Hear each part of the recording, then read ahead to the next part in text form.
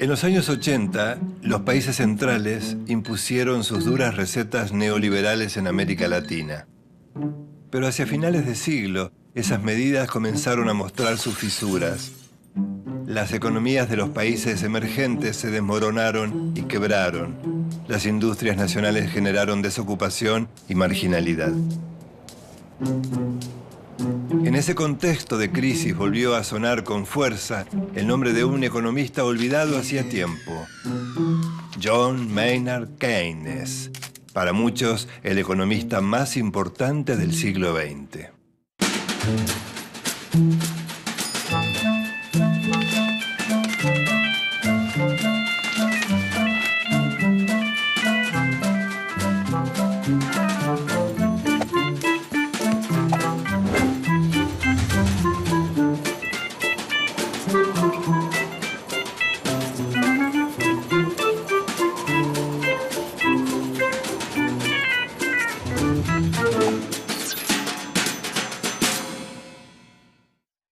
Keynes fue un teórico y académico inglés que propuso políticas proteccionistas y el fortalecimiento del Estado. Sus teorías dominaron la economía entre los años 1930 y 1970. Keynes sostiene que el mercado no se regula por sí mismo, sino que necesita la intervención del Estado. Propone políticas de fomento del trabajo, redistribución de ingresos, subsidios y seguros de desempleo. Esa imagen de Estado presente se traduce luego en el concepto Estado de bienestar, también llamado Estado benefactor. Provee y garantiza los derechos de salario, salud y educación a la totalidad de los habitantes de un país.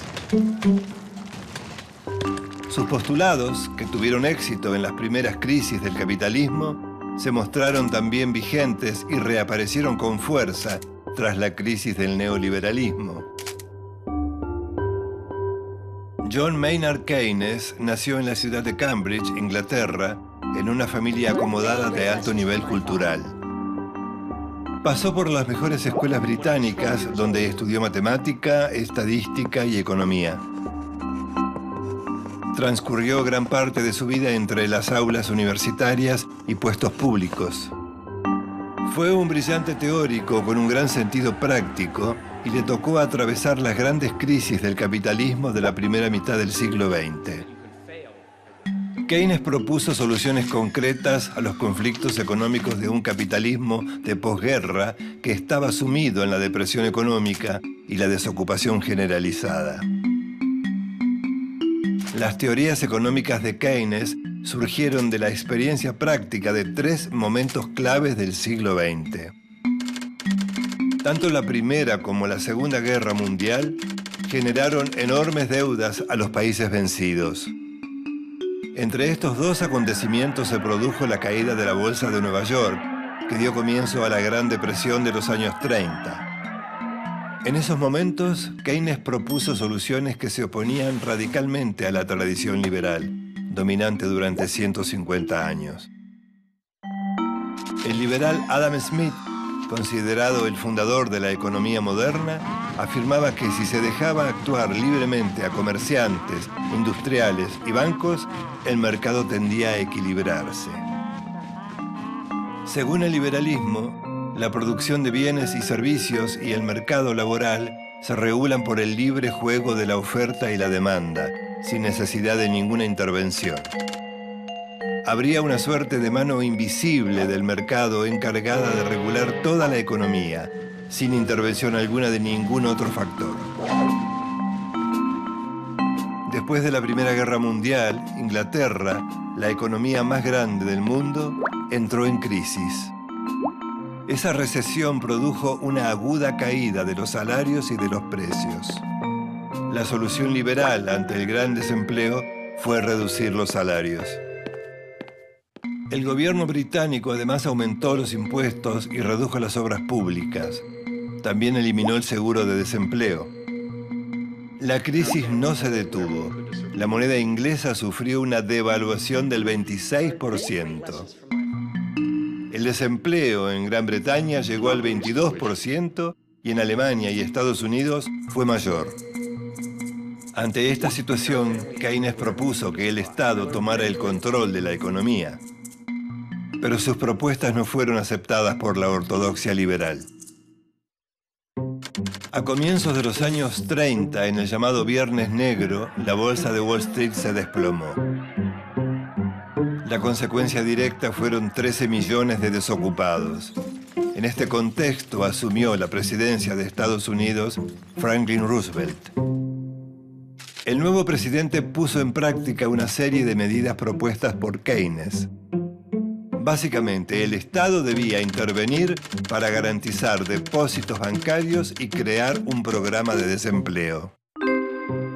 En esos años, Keynes dio a conocer su teoría para estimular la economía en épocas de crisis. Su pensamiento revolucionó las ideas vigentes y escandalizó a los economistas ortodoxos.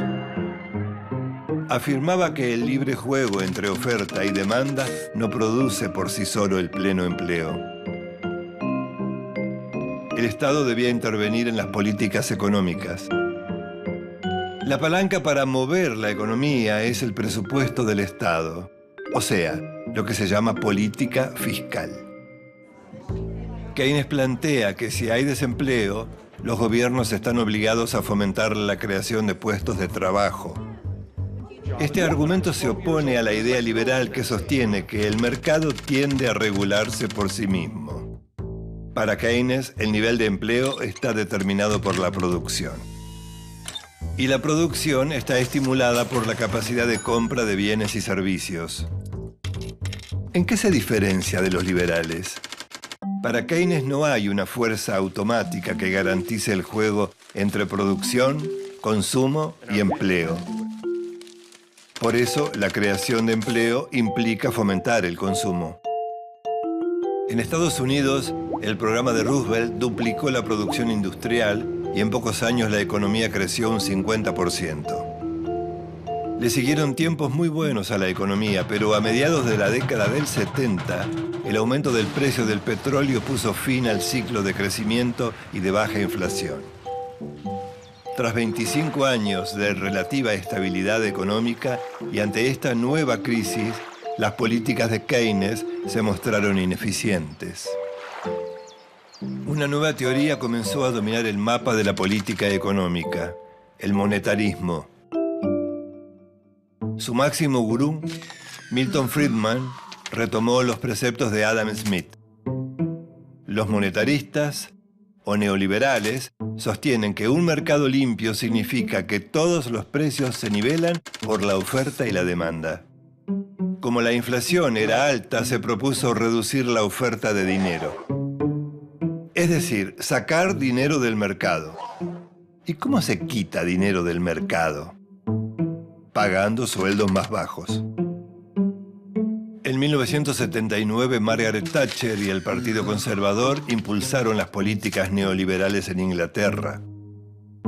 Consideraron que la mejor forma de combatir el desempleo era con la llamada flexibilización laboral.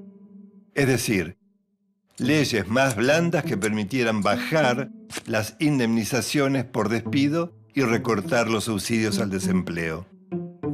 Friedman afirmaba que un poco de desempleo es beneficioso para la producción y la inversión. Así, las recetas neoliberales se extendieron por gran parte del mundo occidental, con una premisa fundamental: achicar al máximo el Estado. Esto implicó suprimir los gastos que consideraban superfluos, como asistencia social, seguros de desempleo y subsidios. Con estas recetas, la producción de manufacturas de Inglaterra bajó un 10% y creció el desempleo. Las crisis neoliberales empezaron en 1987, con el llamado Lunes Negro en Hong Kong, y siguieron con el efecto tequila en México en 1994. Después del derrumbe de las hipotecas en Estados Unidos en 2008, la crisis se instaló en España, Portugal y Grecia. En la Argentina, el fin de la convertibilidad generó la crisis de 2001, consecuencia directa del neoliberalismo dominante en los 90. En ese momento, la Argentina seguida por otros gobiernos populares de la región, volvió a Keynes. La idea principal fue reforzar la presencia del Estado para proteger a los sectores más vulnerables.